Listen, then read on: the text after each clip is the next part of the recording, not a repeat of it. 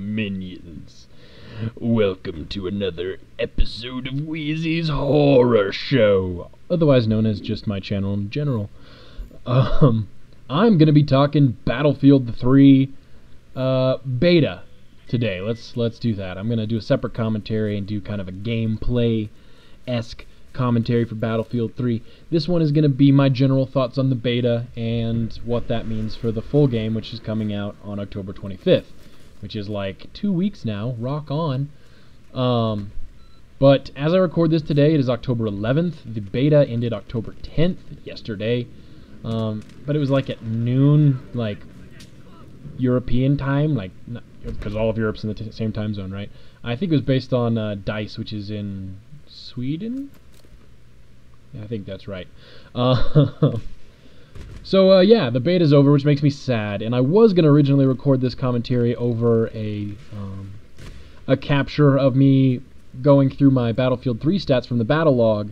But I waited too long, and they took that the servers for that down when they took down the servers for the game, which I expected, because it's, you know, that's where your stats are, so they're resetting the stats and everything. But I should have done this on Sunday, and I came to do it yesterday, and it was gone, and I was sad. In case you guys are wondering, this is the SKS with the 1X thermal scope on it, which the SKS is kind of not great, but I fell in love with it with this thermal scope on it. I don't know why, but I just kind of fell in love with it. So let's get into it. Let's talk about this beta. Falling through the map, right? Let's talk about the bugs and stuff that everybody saw in the beta. Falling through the map, glitching through the map. By the end of the beta, it was actually mostly solved. They did a server-side patch that corrected that. So for the last several days of the beta, there was little to no falling through the map. But to be upfront, in general, the Battlefield 3 beta build that we got to see, say that 5 times fast, Battlefield 3 beta build, is several months old for several reasons. One is, I don't know if many of you know that I am a software developer by trade. That is my profession. And when it comes to developing a product, whether it be a game or an application, at some point, if they're going to release a beta like this, they have to stop development, make a branch off of their code baseline so that they can prep that for release. So this beta, at some point from when DICE was developing the game, finalizing it, 4 or 5 months ago, from my understanding, they created this branch that they were going to use for the beta, and they started wrapping it up in the menus, and so that it would be ready for public consumption, meaning they disabled certain things out of the menu. You notice that stuff. Like, those are code changes that they do to prep the beta for being released. So a lot of the problems we saw in the beta, and that were reported back to DICE through the forums, not only have already been addressed, but are already completely fixed, and have been for several months. So don't let some of the quality issues in the beta distract you from the indisputable awesomeness of the game itself and how good the final product is going to be. And that's all I'll say about software development cycles, because that's pretty boring. But anyway, falling through the map was pretty much fixed by the end of the beta. There were some animation glitches where you wouldn't be reloading. There were some problems with sprinting, where sometimes it wouldn't let you sprint unless you like did a weapon cycle or an ADS. I'm not going to spend time talking about many of those things, because they're all going to be fixed by the final game, or at least the vast majority of them will, and then there will be patches to fix whatever's left. Let's talk about the gameplay. I mean, it was one map, but man, I think I played close to 21 hours of Battlefield 3 beta on this one map, and I did not get tired of it. I did not get bored of this map, because it's, let's see, there's one, and there's the subways, and then there's 3, so there's what, 4 or 5 areas in this map. And so the maps managed to be huge without being huge all at once. That's true for Rush. There will be, I don't know how many game modes there will be in the final version, but there will be Conquest, at least, which is the Battlefield game mode, although Rush has become a very awesome game mode in Battlefield. But my point is that the maps are huge, but they don't feel incredibly gigantic. the maps. This map. There will be larger maps to accommodate having vehicles and aircraft. I don't think this is a map that's going to lend itself too well to that many vehicles, maybe an APC or something like that. But anyway, loved this map, played the crap out of it. Lots of fun trying to rank up, get all the weapons I could to try them all out. This SKS is definitely not one of my favorites, and you just said you fell in love with it. I did. There's something I love about using this gun, and especially with the IR scope. But it's just in general, there's so many guns that are better than it. But it is a fun gun to use. Let's start with the UMP is overpowered, just a bit. It kills too fast, and it's got a little, and it doesn't have very much recoil. Stumble over my words for a minute there. It doesn't have much recoil, meaning that it's reasonable for use at medium to long range. And long range burst firing, just tapping the trigger on that thing. And hey, Battlefield 3 has selectable fire modes, which is awesome. It's viable as a long range weapon, and it can kill quickly at long range as well. So it needs, in my opinion, a damage reduction. I don't think it needs a recoil increase. I think the recoil's fine, the fire rate's fine. It just needs to do a little less damage. Get it more in line with like the PDWR or something like that. But the UMP is, and I switched to it in the second half of this game, so you'll kind of see especially the stark contrast between how fast the SKS kills and how fast the UMP kills, and they are very different. And if you want to turn on a decent score in this game, put on the UMP with an ammo specialization, and go to town, buddy, because it's a good gun, and it's not the most overpowered gun I've ever seen in a game by a long shot. It is very barely overpowered. It is just slightly better than all the other guns that I played with in the beta, and I didn't play with all of them, but all the ones I got to level. By the end of the beta, I was ranked 38, I think, or 39, and I spread my playtime around all the kits relatively evenly.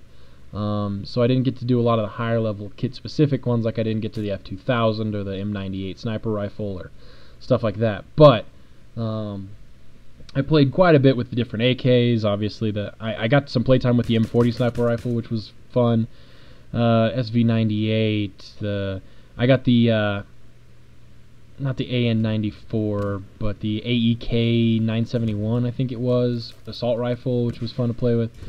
A lot of good games, a lot of guns, and a lot of attachments to unlock and play with. That just is, even on one map. This map had, again, a lot of variety in just one map. So I got 21 hours of gameplay, and I would have loved another 20 hours. I could have ranked all the way up to the top level in this one map, and been completely happy. So that makes me a little excited and a little nervous for the main game, because I think they held back on this map. They for the beta they released one that's a little smaller with no vehicles, because they're trying to get the opinion of the Call of Duty faithful that Battlefield isn't a vehicle-only game, and this map did a great job. I realize that vehicles are a huge part of the Battlefield series, and I wouldn't necessarily want to change that. But at the same time, if every map and game in Battlefield 3 was like this map, where there were no vehicles and it was this awesome tactical gun-on-gun style gameplay, I would love it, absolutely. Putting vehicles in the mix can sometimes get frustrating when you've got people in flying death machines. It gets a little distracting sometimes, although it does make it feel more like a battlefield. So again, I wouldn't change it, but I'll be happy if they put in more maps like this, and potentially maybe if they can come up with a playlist or a game mode that emphasizes these smaller maps and doesn't have vehicles. If I'm in the mood not to get tank horde to death, I'd like to have a playlist drop me into maps with no vehicles. But that's wish list. The game itself is awesome. The controls are tight and awesome. You'll see here me switching up my kits, switching up my tactics as this game moves on. And this is one of the awesome things about Battlefield that games like Call of Duty don't allow you to do, and they claim for balance reasons. I don't see what's unbalanced about this, but right in the middle of the game, I can go in and customize any one of my classes with whatever weapon and attachment and perk I want. I use perk loosely because they're called specializations or whatever the hell they're called in this game. But it's an awesome versatility to have, that wide open space to start out with a long range weapon like the SKS or the sniper, and or an assault rifle, and then when you get into these closer quarters to pull out an SMG or a shotgun. You know, switching up the tactics, it makes it fun, gives you some strategy to it, and man, I just can't say enough positive things about Battlefield 3, and I'm so excited for it to come out. Almost to the point where last night, after the beta was over, I was almost like, what the hell do I do now? You know, I've got Gears 3 that I still kind of wanted to play, and you know, and Black Ops. I ended up playing a little Modern Warfare 2, which just, after playing the awesomeness that is Battlefield 3, going back to Modern Warfare 2 was just like a giant kick in the nuts.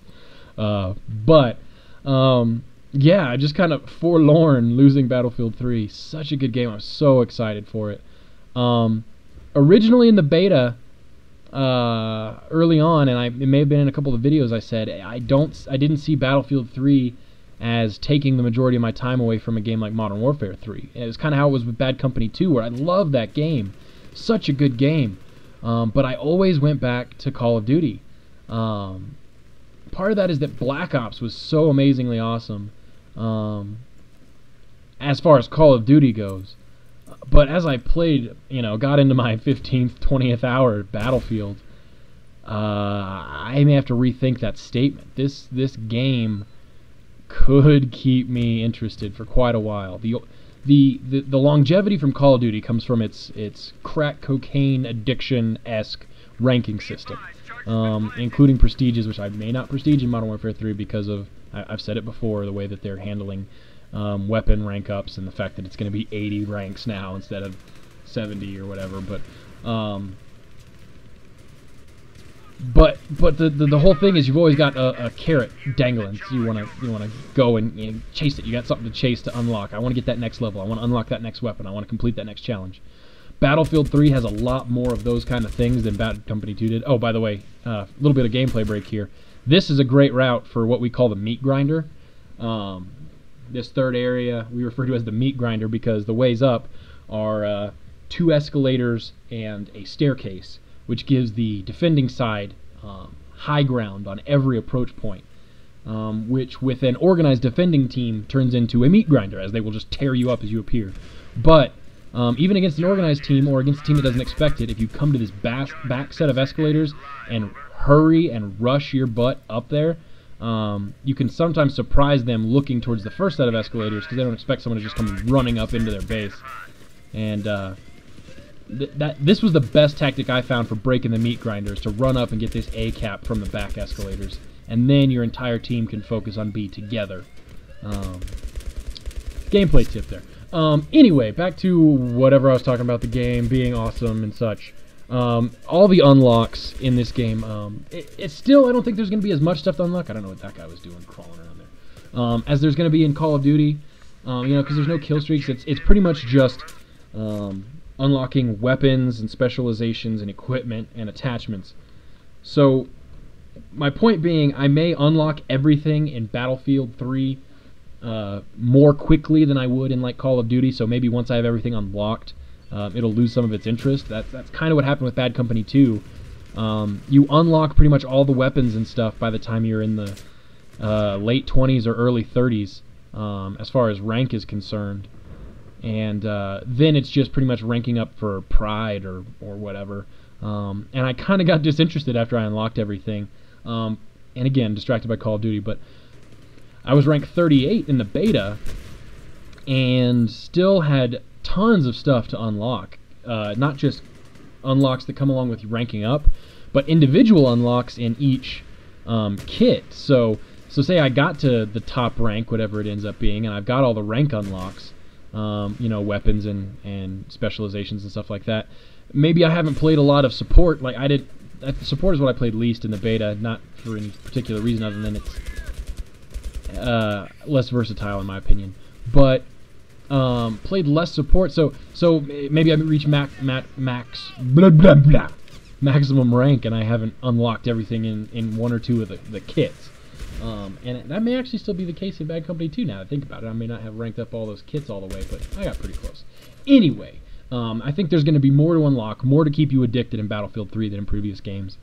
And I'm just extremely excited for it. I think it has a real chance, for me personally, to take a lot of time away from Call of Duty. That's not to say I won't be playing Call of Duty, but let's say 6 months into the cycle after Call of Duty and Battlefield have released, I'm going to have to do some soul searching, I think, for what I want to play. And a lot of that hinges on what my friends play. You know, like Sarah doesn't like Battlefield, so we play a lot of Call of Duty because she wants to play, and she's, you know, not a Battlefield fan. But if I can keep people interested in playing Battlefield, then it's going to have a lot more legs. Because like KJ ended up selling Bad Company 2 because we didn't play it a lot. I don't even know if Brandon ever bought it. I think Brandon bought it, but then he sold it. But anyway, we essentially kind of got away from Bad Company 2, and everyone kind of forgot about it or got rid of it.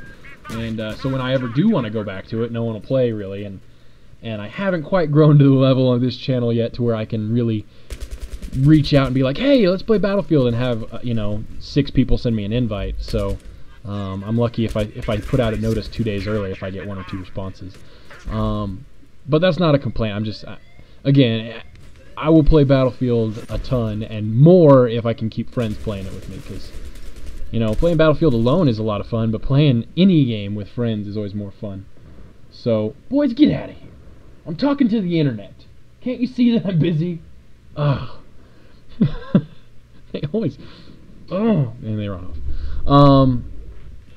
But Battlefield 3, specifically, will not take the sales record or the gameplay throne or the Xbox Live most played games throne from Call of Duty. It just won't, and a lot of that is because, a lot like it was with PlayStation, for me specifically, where the Call of Duty fanboys are entrenched. And that's a negative connotation, and I say that with almost a negative tone, but it's not necessarily a negative thing. They're entrenched in that, especially the younger people playing Call of Duty right now, which video games is still very much driven by the younger audience. Younger meaning, let's call it 20 and below. People who are in junior high, high school, and college, because they've got the most time to burn on stuff like this, right? And they're also the most likely to become fanboys because they don't have enough money to purchase everything, right? So if they're asking for a present for Christmas, right, and you can ask for Call of Duty or Battlefield but not both, then you become, you defend your decision. Whichever one you choose, or whichever one you maybe get without your choice, becomes your favorite, and the other ones are terrible. So there's a lot of entrenched younger people in Call of Duty that will not switch to Battlefield because they know Call of Duty, that's what they'll stick with, and therefore Battlefield couldn't possibly be as good. So right off the bat, it's not going to happen, but, and I think I'm going to make a separate video on this, but I'll mention it just briefly. The king of first-person shooters, well, not counting Counter-Strike, right? So we're staying away from Counter-Strike, which has been the master of PC first-person shooters forever. And that's an exaggeration as well, but still. Medal of Honor, the Medal of Honor series was the king of World War II shooters, right? The Medal of Honor series. And then Infinity Ward was started by people who left EA from the Medal of Honor team. So people who were working on Medal of Honor left and created Infinity Ward, and they created Call of Duty on the PC. Then they created Call of Duty 2 as a launch game for the Xbox 360, Call of Duty 3, and then COD 4 is when they got popular. So they left Medal of Honor, and they didn't become the dominant series until COD 4. And Medal of Honor fell into disrepair as Call of Duty was rising, right? So if you consider that Call of Duty took over at COD 4, that's approximately where Medal of Honor died off, which is, again, EA, so it's part of that whole Medal of Honor Battlefield conglomeration, right? Then you think of Bad Company 1 as EA's ticket back into the game, And Bad Company 2 was their second entry, where they fixed the controls and made the game a little better. Battlefield 3 is the first proper Battlefield sequel since 2005, when Battlefield 2 came out. And it's the third game. So the Battlefield, the COD 4, the Battlefield 4 for the Battlefield series will not be for another 1 or 2 games.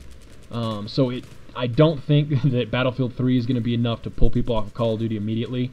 But people have seen with Modern Warfare 2, and some people have the opinion with Black Ops as well, that the series is kind of getting samey and it's on a decline. And Modern Warfare 3 is going to add so much stuff like Modern Warfare 2 did that it's going to be hard for them to balance it. Things are going to get kind of crazy. I think people are going to start getting disillusioned with Call of Duty pretty soon in the next couple of years. And Battlefield and even the Medal of Honor series are going to have a chance to come back, because the Medal of Honor game that was released recently is an awesome game as well. And the main reason I don't play it more is because not a lot of people play it either.